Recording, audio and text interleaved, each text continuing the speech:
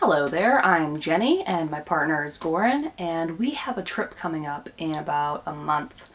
And this Airstream is nowhere near ready. So we've decided to do 28 days of Airstream renovation. That means we're going to do one video every single day chronicling our Airstream renovation build to get it ready to go on our next trip. What that means is getting the floors done. That means the subfloor, getting new flooring put in.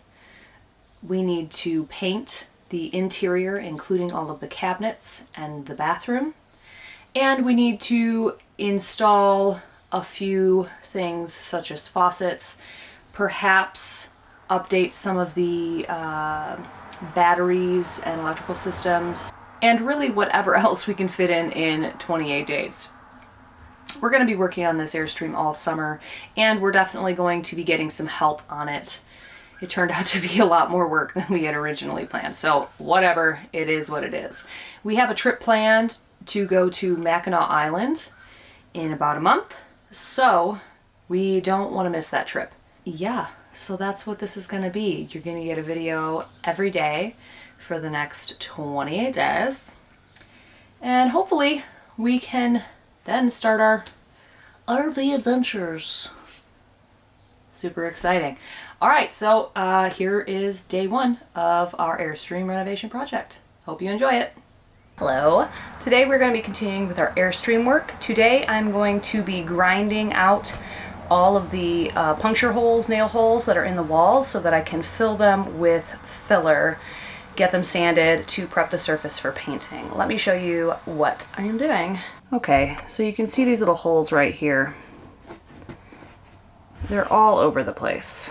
The previous owner put a lot of holes in literally everywhere.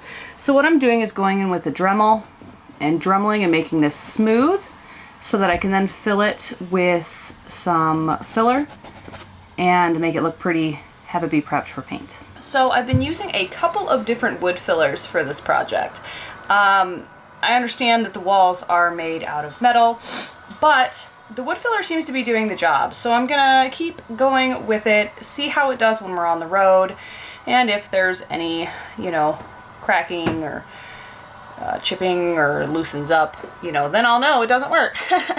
Until then, I'm gonna keep using it because it's working really well. So I've been using this Elmer's wood filler, and I've also been using this DAP plastic wood. Both seem to work. Oh, and there was one other. Oh, it's DAP, never mind. It's the pink one though. Using all three of those seem to work really, really well. Let me show you. So here's where I've used it. It's really nice and smooth. You can see where the holes were before, and it is so much smoother, so much nicer. Let me show you what this looked like before I filled it on over here. All of these holes. So this is what I'm smoothing out today. Smoothing these out so there's a nice clean surface for me to fill with hole filler. Here's an update on our bedroom area. As you can see, Goran has removed most of the subfloor. It was just rotten, completely rotten. So we've removed a lot of it, have a little bit more to remove, and then we are going to be replacing it with 5/8 inch plywood, pressure treated, and we are going to be coating the plywood with some kind of waterproofing beforehand. We do still have some leaks. There's leaking from that little door and that little door. There's no gaskets on those doors, and it's a lot of the leaks. So we're trying to figure out what gaskets to use. That has been a question that we have not been able to answer. Like, we've looked everywhere on different vintage trailer sites, Airstream sites, and no one really has little side door gaskets or whatever. So we're just gonna experiment and kind of just see what we can figure out. Also, the other night it was pouring rain and I discovered another leak from our roof. It was coming out of this. No, it was this one. Dripping from this rivet right here. And if you take a look at all these rivets, you can see that they're rusty. So there's been some water leakage stemming from right there. So here in the next week, we're going to be getting up on the roof so that we can replace these fantastic fans. 2 of them, and this fan from the bathroom. And once we're up on the roof, we're going to be doing a lot of sealing up there to make sure that that leak and any other potential leaks do not happen anymore. All right, I'm gonna start getting to work. Oh, one final thing. So do you remember that horrible fabric that was down on the bottom portion of the walls in the very front? It took a lot to get that removed. In fact, I'm still removing some of the felt backing from that fabric. And the glue removal was atrocious. Let me show you what I'm dealing with. So this is what it looks like now. I've removed a ton of glue, scraping, oh my God, different glue removers. It was a nightmare. And as you can see over here, there's still a ton of glue there, although I have removed a large portion of that. But let me show you this over here. This is what I have left to use, or this is what I have left to remove. It's just really, really thick. I don't know what the heck they used. It has not been easy to remove, that's for sure. I'm using a paint scraper, and I'm using a couple of different things. I'm using this Goof Off Pro Strength, and then I'm using this super glue remover too. I kind of use a mix of both of those, pour it on, and then scrape it and just continue. Once I get down to just kind of like the last layer of glue, I've been letting it dry, and then I just go over it with a sander. This glue removal doesn't have to be perfect because you're not going to see these walls. There's going to be a U-shaped dinette with some upholstery that'll turn into like a couch / bed. So really these aren't going to be exposed. It just needs to look good enough. But this glue removal has been insane. I've been working on that for a couple of weeks.